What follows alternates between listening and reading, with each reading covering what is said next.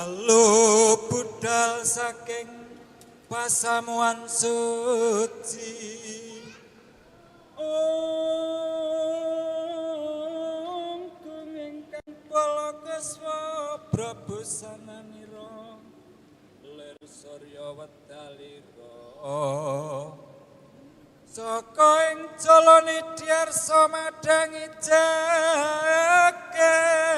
mungup-mungup anteng sak bocah ing ukir merpapak bang sumirat kena sorot ing surya mega lan gunung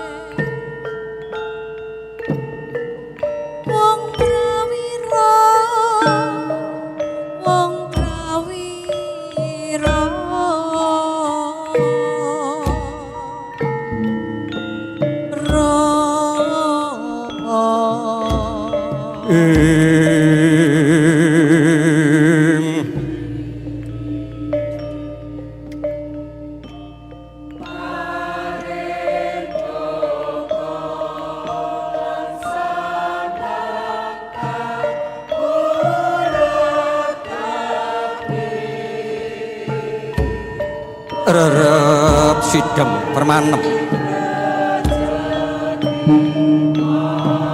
tatanono sabani walang alisik rono-ronan dadanubah kang kapiarsa hamung swantening bangsa ingkang babar ketawang Ibu Pertiwi lamat-lamat swantening bilong pating calantang pating calanting imbal kanthi ing mandira gung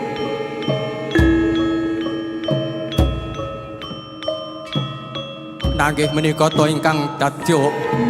wiwaraning kandha swaraning suka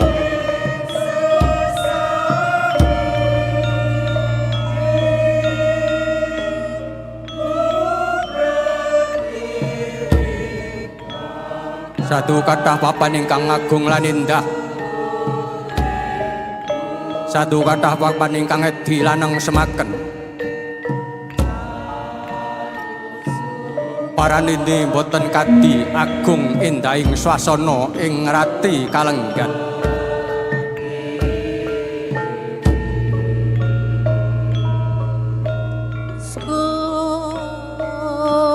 nanggih mapan wonten ing padaleman suci papaning panembah ing Gereja Santo Petrus Krisologus Bukit Semarang Baru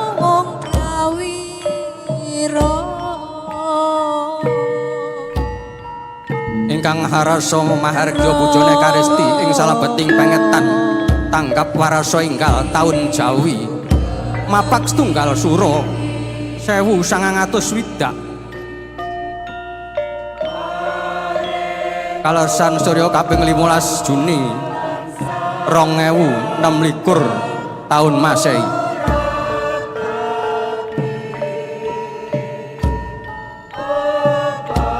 sama ingkang meku gati Romo Sebastianus Prasetya Adi Tamanagara sampun pareng pasang blek KTP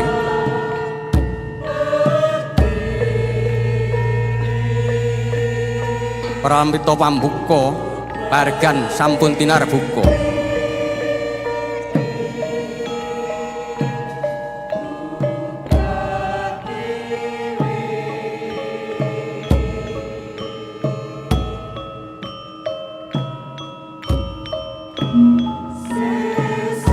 katingal dampyak-dampyak para paraga ingkang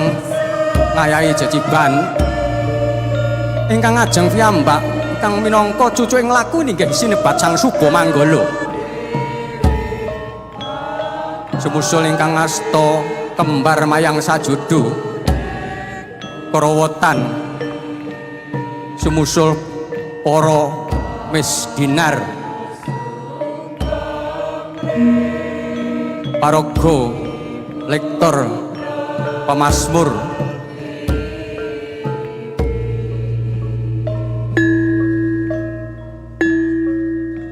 sumusul ingkang sawingkingipun Bapak Ibu Prodiakon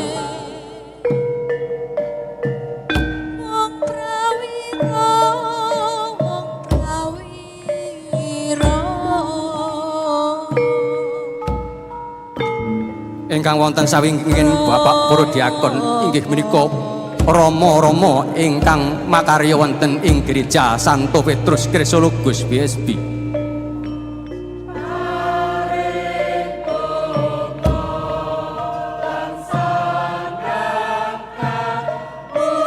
Menggah ingkang dados petiting lampah inggih menika risang ngapeke Romo Sebastianus Prasetya Adi Tamanagara.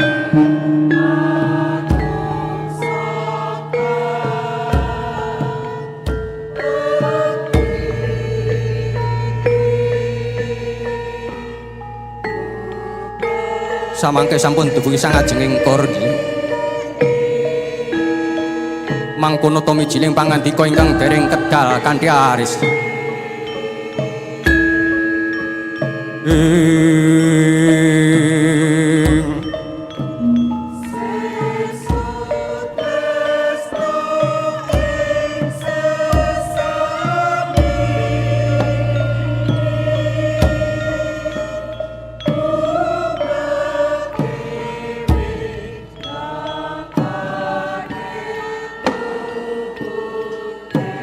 Pemasangan BKTP minangka simbol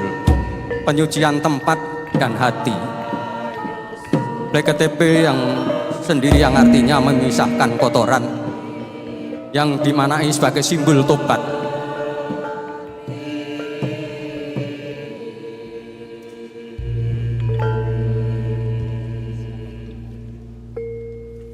Singgah singgah pansumingkah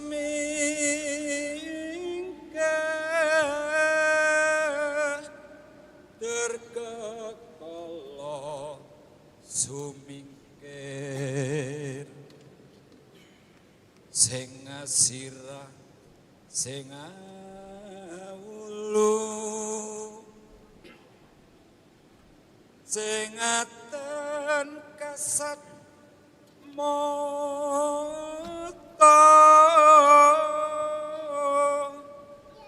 sing aten gak sing suku sing bau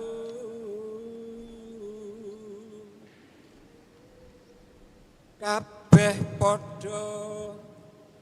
sumingkira